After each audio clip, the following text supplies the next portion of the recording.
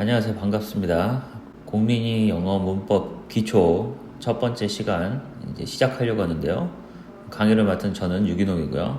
근데 이 강의는 어떤 분들이 듣는 거냐라고 하면은 이제 온라인 강의를 듣다 보면은 이 들어도 뭔 소리인지 모르는 분들이 계신단 말이죠. 이제 그분들 특징이 뭐냐면 문법 용어 자체에 굉장히 낯설어요. 그래서 낯설다 보니까 선생님들이 하는 어떤 문법 용어를 듣고도 도무지 무슨 소리인지 모르겠다. 나 이거 강의 들어도 되느냐. 뭐 이렇게 반응을 하시는 분들이 있습니다. 자, 바로 그런 분들을 위한 강의고요. 그래서 뭐 난이도나 수준으로 따지자면 우리가 뭐 중학교를 거쳐왔기 때문에 중학교 1학년에서 2학년 수준이다 라고 생각을 하시면 됩니다. 소위 말해서 내가 고등학교 때까지 영어 공부를 했다 하시는 분들에게는 이 강의가 그렇게 많이 필요는 하지 않을 겁니다. 그런데 내가 중학교 때도 그렇게 공부에 그렇게 막 열을 내지 않았고 막 학교 막 숙제도 빼먹고 뭐 영어 시간에 맨날 잤다. 그리고 고등학교 때 마찬가지다. 이런 분들은 좀 들어주셔야겠죠. 그래야 문법 이 용어를 가지고 문법을 설명하든 독해를 설명하든 여러분들이 따라갈 수 있다는 겁니다. 자, 그래서 다시 공린 영어 문법 기초 첫 번째 시간 품사와 문장 성분에 대한 얘기를 할 거고요. 제가 이렇게 텍스트로는 정리를 해놨습니다. 그래서 좀 인내심이 되시는 분들은 여러분들이 스스로 따라갈 수 있도록 텍스트로 정리를 해놨으니까 좀 잘 따라가시고요. 저 여기 내용, 이 부분은 무슨 얘기를 한 거냐면요. 문법에 대한 용어에 대해서 여러분들이 개념이 와 있지 않다.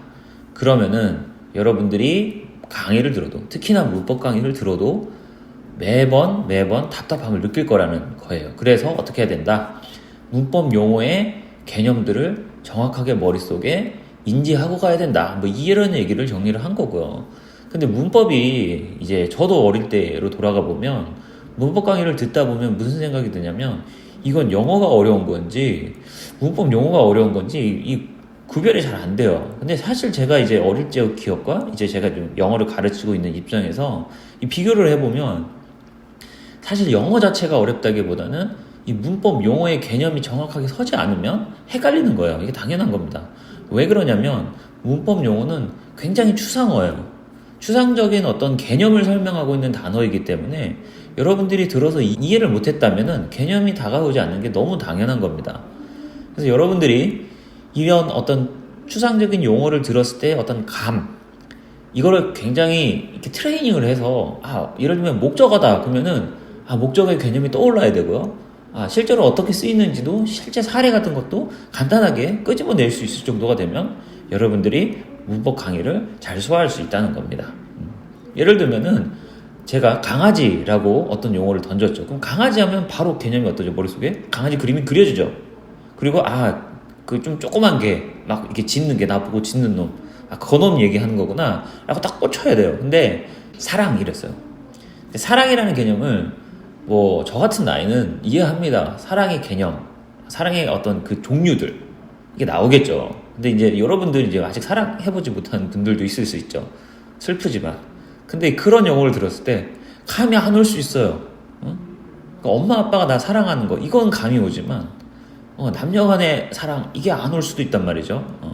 슬픈 얘기지만. 그러니까 경험을 하고 그 개념에 대해서 인지했을 때 딱 꽂혀야 된다는 거예요. 자, 그러면은 이 문법 용어 중에서 일단은 여러분들이 많이 들어봤을 만한 게 품사라는 겁니다. 품사. 근데 보통은 품사 하면은 몇 개를 가르치냐면 8품사를 가르칩니다. 8품사. 그래서 8개를 가르치는데요. 저는 오늘은 몇 개만 할 거냐? 8품사 중에서 가장 중요한, 가장 기초적으로 베이직으로 여러분들이 깔고 가야 될 게 명사, 그 다음에 동사, 형용사, 부사 이 네 가지입니다. 그래서 명사, 동사, 형용사, 부사 이 네 가지 개념만 정확하게 챙겨도 크게 낭패를 보지는 않는다. 여러분들이 대신에 이 개념은 명확하게 잡아야 된다.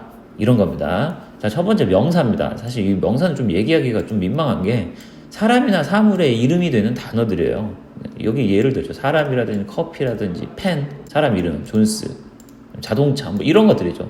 사람이나 사물의 이름이 되는데 뭐 구체적인 어떤 사람이나 사물도 되지만 어떤 추상적인 단어도 되죠. 아까 제가 얘기했던 사랑, 우정, 뭐 질투 이런 것들도 명사에 해당이 되는 거죠.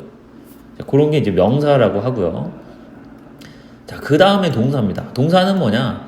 단어에 액션이 있는 거예요, 단어에 액션, 움직임이 있는 걸, 이 단어들을 보고 동사라고 하고요. 보통 이거는 해석하면은 뭐뭐다, 뭐뭐뭐 하다, 뭐뭐뭐 이다, 뭐 이렇게 끝나는 단어들입니다. 그래서 예시는 move, 움직이다, 이동하다, 혹은 이사하다, fight, 싸우다, take는 뭐 가져가다, feel, 느끼다, make는 만들다 혹은 하게 하다. 이렇게 뭐뭐 다로 끝나는 단어들, 이건 동사입니다. 명사, 동사. 자, 그 다음에 세 번째가 형용사입니다. 형용사는 이거 한자풀이를 하면 딱 이겁니다. 상태를 표현한 단어입니다. 상태를 나타낸 단어. 그래서 보통은 얘가 하는 역할은 뭐냐? 명사를 꾸미는 역할을 합니다. 그러니까 꾸며주는 역할을 하는 겁니다. 명사의 상태가 어떤지를 설명하고 꾸며주는 단어를 보고 형용사라고 하고요. 해석은 어떠하는 혹은 뭐뭐 니은으로 끝나는 단어가 보통은 형용사 해석이 이렇게 된다는 겁니다. 그래서 hungry, 배고픈, beautiful, 아름다운, generous, 관대한, 이렇게 니은자로 끝나죠. 이게 형용사라고 합니다.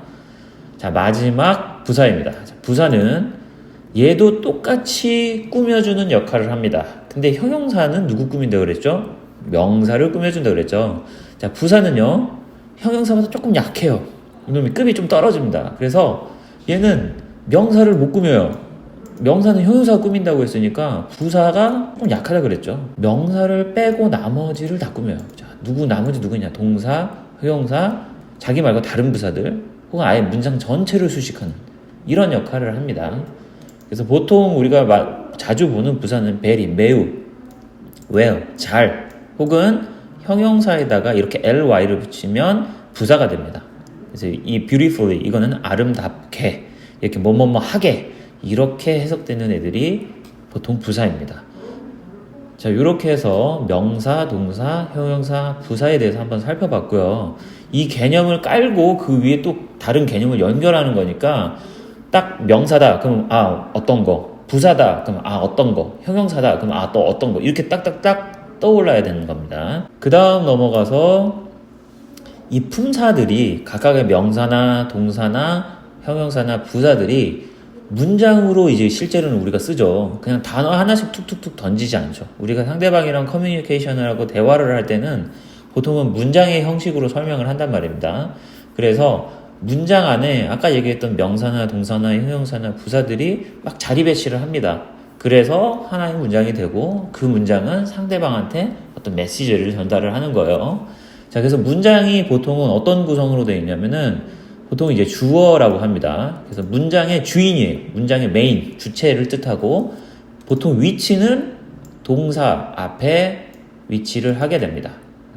이제 동사라고 했는데 뒤에도 설명할 건데 서술어보다 앞에 오는 거예요. 서술어. 그래서 주어는 해석을 할 때 은는이가로 보통 많이 해석이 됩니다.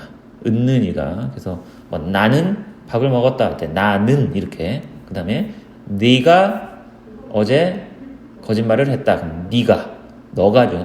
너가. 그래서 가자가 붙는다. 그래서 은는이가로 보통 해석되는 거를 한글로 해석할 때 주어라고 하고요.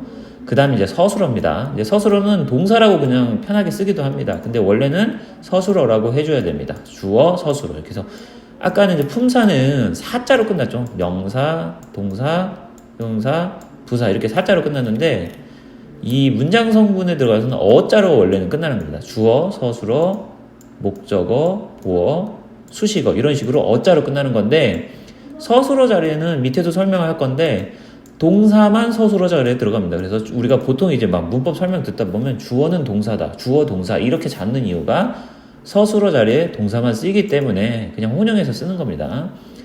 다시 한번 설명하면 서술어는 주어가 하는 액션을 동작을 서술하는 걸로 서술어 자리에는 동사만 옵니다. 이제 방금 설명한 내용이고요. 그래서 주어 동사, 주어 서술어고요. 자, 그 다음에 목적어입니다. 목적어는 주어가 동사의 행동, 액션을 할 때 받아주는 애. 주어가 동사의 액션을 할 때 당하는 이 포지션에 있는 명사를 목적어라고 합니다. 그래서 주어가 동사 액션할 때 받아주거나 당하는 애들이요. 그래서 위치는 보통 동사 뒤에 위치하는 명사를 보고 목적어를 하고요. 예를 들면 이런 겁니다. 나는 너를 때렸다 할 때 내가 때리고 맞아주는 애, 맞는 애는 누구예요? 너를, 그럼 너가 되는 거죠. 그래서 이렇게 주어가 동사의 액션, 때리는 액션을 할 때 맞는 애를, 당하는 애를 목적어로 한다는 거예요. 의미상, 개념상으로. 한글로 해석을 하면 뭐뭐를 혹은 뭐뭐뭐에게 정도로 해석이 되는 게 목적어라고 합니다. 자, 그 다음에 이제 보어인데요. 보어는 이제 흔히는 저는 이제 보충을 해주는 말이다 라고 지금 표현을 하고요. 동사 뒤에 있는 명사도 되고요. 아까 이제 목적어도 동사 뒤에 나오는 명사였잖아요. 그 다음에 형용사도 보어가 될 수 있습니다. 그러니까 보어 자리는 명사나 형용사가 보어 자리에 들어가서 쓰일 수가 있습니다. 자, 그래서 동사 뒤에는 명사가 두 가지가 될 수가 있는데 목적어 될 수 있고 보어가 될 수 있다 그랬죠. 근데 이제 이거 구별할 때 가장 쉽게 하는 방법은 동사 뒤에 있는 명사 자리에 을로 붙여서 해석이 되면 이건 목적어구나 라고 생각을 하시고, 그렇게 해석이 안 되면 그냥 보어구나 정도로 생각하시면 아주 간단하게 조금 구별을 하실 수가 있습니다. 근데 이제 개념상으로 따지면 목적어는 당하는 대상이 된다 그랬죠. 나는 너를 때렸다 그러면 내가 때린 사람이고 맞는 사람은 너가 되는 거죠. 그러니까 이런 개념이 하고 당하는 관계가 당하는 대상이 목적어라고 그랬다면, 보어는 동사를 기점으로 해서 주어와 동사, 보어가 나올 때 주어와 보어가 같은 사람이 됩니다. 나는 의사가 되었다. 예를 들면 이런 문장을 해볼게요. 내가 곧 뭐가 되죠? 의사가 되는 거죠. 그러니까 이런 관계가 보어입니다. 내가 곧 의사가 되는 관계. 나는 의사가 되었다. 내가 곧 의사가 되는 거죠. 이런 관계가 보충을 해주는 관계다 해서 보호 개념이라고 여러분들이 이해하시면 됩니다. 혹은 나는 피곤해졌다. 그러면은 내가 어떤 상태가 되어졌는데 어떤 상태냐? 피곤한 상태가 된 거죠. 이게 이제 보호 개념이라는 거죠. 그 다음에 이제 문장 성분에서 수식어를 살펴보겠습니다. 수식어. 얘는 수식어는 뭐냐면요. 이제 형용사나 부사 뭐 이런 애들도 꾸며주는 말이 이제 수식어가 됩니다. 이제 보통 수식어에는 전치사 명사라든지 부사가 수식어로 보통 많이 나옵니다. 요거는 크게 중요하진 않습니다. 기본 구조에서 좀 빠지는 녀석이라 수식어는 그렇게 중요한 건 아닌데, 여기 문장 성분에 나오는 주어, 동사, 목적어, 보어 개념은 나중에 배우게 될 문장의 5가지 구조에서 기본 뼈대가 되는 구조이고요. 수식어는 뼈대가 아닙니다. 그래서 여러분들이 수식어와 기본 문장 성분이 되는 애들을 구별을 잘 하는 것만으로도 문장 구조를 이해하는 데 꽤 많은 도움이 됩니다. 자, 문장 성분은 뭐 이 정도로 하고요. 자, 그러면은 아까 우리가 배웠던 품사와 문장 이 관계를 한번 살펴본 건데, 보통 이제 품사가 이 문장 성분에 이제 들어가서 쓰이는 거거든요. 그러니까 이 명사, 동사, 형용사, 부사가 이 문장에 들어갈 때 어디에 들어가는지 좀 볼게요. 이제 명사는요, 주어 자리에 들어갈 수 있습니다. 주어 자리에. 그 다음에 목적어 자리에 들어가고, 그 다음에 보어 자리에 들어갈 수가 있죠. 그 다음에 동사는 어느 자리에만 간다? 서술어 자리에만 들어갑니다. 서술어 자리에만. 자, 그 다음에 형용사는 보어 자리에 들어갑니다. 보어 자리에. 그리고 형용사는 수식어 자리에도 쓰일 수 있습니다. 자주는 아니지만 쓰일 수는 있어요. 자, 그 다음에 부사.